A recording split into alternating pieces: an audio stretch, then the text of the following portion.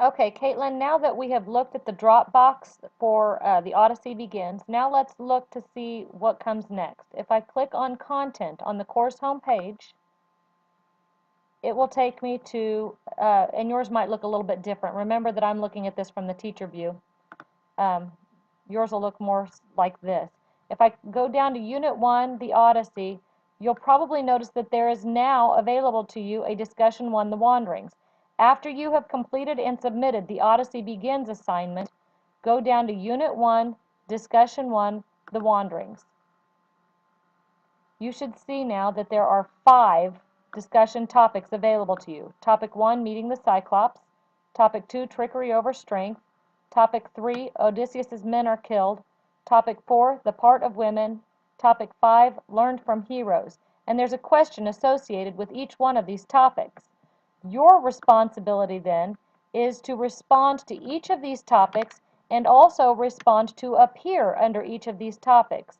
And I'll show you how to do that in just a moment. Before I show you how to engage in the discussion board, I want you to notice the instructions at the top of the screen.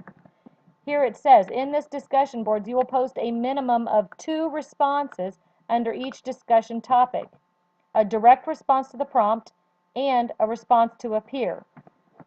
So you're going to be putting at least 2 responses under each topic. In addition to that requirement, you need to notice what goes inside of each response that you have, both to the prompt and to the peer. Each response, both to the prompt and to your peer, should be at least 4 sentences long. This is where a lot of students neglect to follow the minimum standards. Make sure that it is at least 4 sentences long. Make sure that it contains insightful, original content that includes evidential support without being rhetorical and redundant. In other words, you need to make sure that you're thinking very carefully about what you want to put in and make sure that you include support from the literature whenever it applies.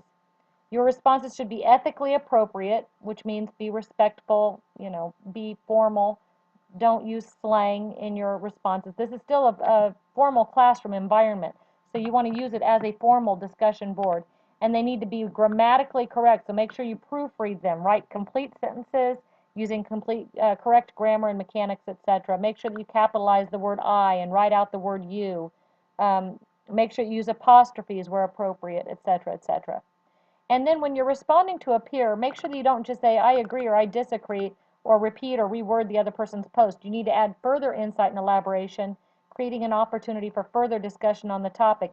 And even then, your response should be at least 4 sentences long, insightful, original, with evidential support, grammatically correct, and ethically appropriate.